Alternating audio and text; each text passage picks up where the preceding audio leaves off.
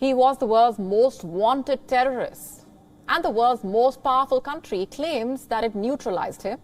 But about a month later, we still don't know what really happened.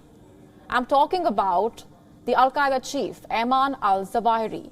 It's been 25 days since the US announced that it had killed al-Zawahiri in a precision strike.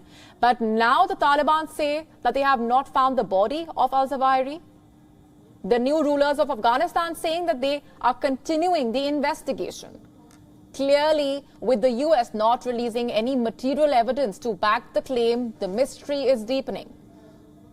Let's tell you what happened. Al-Qaeda chief and a key 9/11 mastermind, Ayman Al-Zawahiri, was killed in a US drone strike on the 30th of July. A drone flown by the CIA found Zawahiri in the balcony of his Kabul safe house. The agency operatives fired the missile, ending a 20-year-long hunt. Zawahiri was living in a multi-storied residence in Sherpur. The neighborhood is one of Kabul's most affluent ones. Villas here were occupied by high-ranking Taliban officials and commanders. WION, in fact, traveled to the lane where Zawahiri's villa is. And on your screen right now are the visuals of the lane where Zawahiri's house is. Zawahiri's Kabul safe house and his balcony that was targeted by the US, which now has shattered glasses.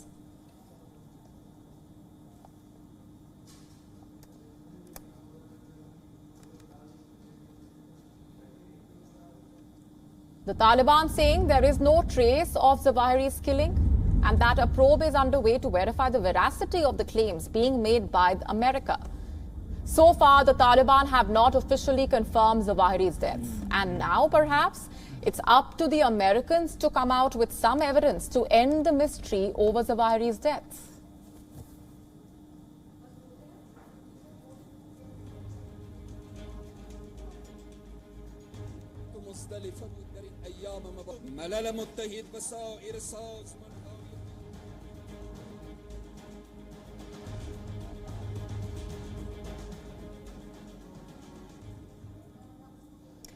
With me on the broadcast, Colonel David B. Desroches, who is a professor at the National Defense University. Starting off with the reaction over how the Taliban are perhaps trying to distance themselves from Al-Qaeda, or do you see this as just another eyewash? The internal decision processing of the Taliban is very, very opaque.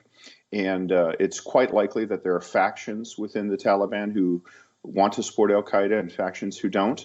But what is undisputable is that senior Taliban leaders are finding comfort and refuge in Afghanistan. So my assessment has to be that the Taliban is welcoming and husbanding al-Qaeda in violation of the Doha agreements.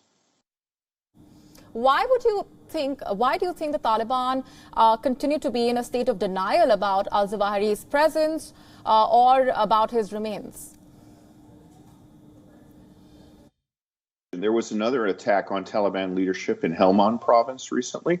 I think it's embarrassing for the Taliban, and I think that the fact that we haven't seen a uniform position supports the view that there is factional infighting within the Taliban leadership and disagreements. I think people who are responsible for actually trying to conduct the functions of a state want to see the Doha Accords adhered to, and I think that people who want to implement a pre-medieval version of Islam, which it does not accord with any accepted version of Islam anywhere else in the world, want to do what they have been doing.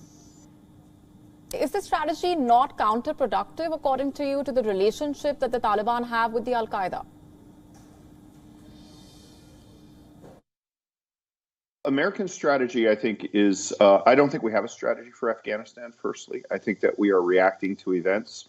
And I think that the fall of Afghanistan was so quick and so unexpected that I don't think there was a comprehensive strategy for it. So I think the United States government, 1 year on, is still reacting, honestly. I think we do have strategies for things like targeting specific al-Qaeda leaders and preventing it from moving that, but that's very different from saying we have a comprehensive Afghanistan strategy.